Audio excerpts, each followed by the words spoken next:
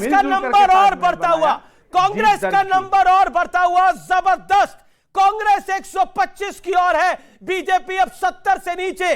BJP पहले 75 को struggle कर रही थी, चुनावी विश्लेषक ताली बजा रहे हैं यहां पर। बीजेपी पहले 75 को स्ट्रगल कर रही थी, अब 70 के लिए स्ट्रगल कर रही है और 55 से 56 सीटों का गैप। सुधांशु त्रिवेदी बीजेपी के वरिष्ठ नेता, प्रवक्ता, राज्यसभा सांसद मेरे साथ इस समय जुड़े। सुधांशु जी, क्या से क्या हो गया? स्थिति बहुत खराब हो गई। 70 से नीचे बीजेपी कर्नाटक के अंदर। बीजेपी की इंटरनल लड़ाई ने बीजेपी को मार डाला गुजरात कर्नाटक के अंदर। चुनावी लड़ाई के अंदर सीधी लड़ाई में कांग्रेस जीतती हुई दिख रही है और छोटी मोटी जीत नहीं है, धमाकेदार जीत है ये, बाजे गाजे के साथ जीत है ये। देखिए, इस समय जो चुनाव परिणाम दिख रहे हैं और यही चुनाव परिणाम आते हैं तो निश्चित रूप से सारे परिणाम आने के बाद हम लोग स्थितियों का सम्यक विश्लेषण करेंगे, क्योंकि अगर कोई भी घटना होती है तो उसका कोई एक कारण नहीं होता है, उसके कई कारण होते हैं, उसकी कई पृष्ठभूमि होती है। तो सभी कारणों और पृष्ठभूमियों का विवेचन करके हम आगे की रणनीति तय करेंगे। जो अभी बासवराज बोम्मई जी ने कहा भी है, अपनी जो बाइट दी है उसमें, कि हम इन चीजों को एक बार एनालाइज करेंगे और फिर लोकसभा के लिए क्या करना है उसमें करेंगे। परंतु एक बात और स्पष्ट है कि भारतीय जनता पार्टी का वोट नहीं घटा है, कांग्रेस के वोट में बढ़ोतरी हुई है और जेडीएस और अन्य पार्टियों के वोट में कमी आई।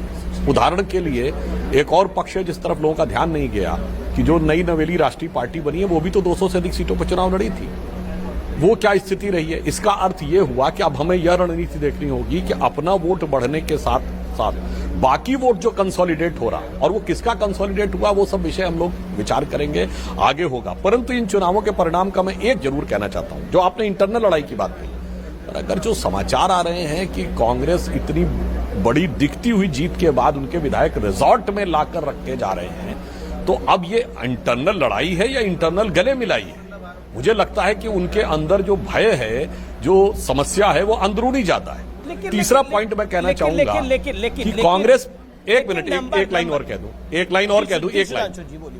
लाइन नंबर के आधार पे कह रहा हूं। देखिए, आप कांग्रेस से पूछना चाहूंगा कि जो बड़े गर्व से कहते थे डेमोक्रेसी इस देश में जिंदा नहीं है जी, डेमोक्रेटिक इंस्टीट्यूशंस पे भरोसा नहीं है, ईवीएम पे भरोसा नहीं है, तो मैं पूछना चाहता हूं चुनाव आयोग पे भरोसा है या नहीं? ये अच्छा सवाल है। पे भरोसा है या ये नहीं? अच्छा सवाल है। और कल आपको लगा कि सर्वोच्च न्यायालय का जो निर्णय आया, भरोसा है कि नहीं? मान्यवर, अपनी राजनीतिक हार को या जीत को जस्टिफाई करने के लिए देश के संस्थानों के ऊपर और देश की गरिमा के ऊपर आघात करने से बचना चाहिए। वरना मैं पूछना चाहता हूं, 1 महीने पहले का तो बयान है राहुल गांधी जी का, आज क्या है देश में? क्या मानती है? अबे दुबे, डेमोक्रेसी है या डेमोक्रेसी नहीं है?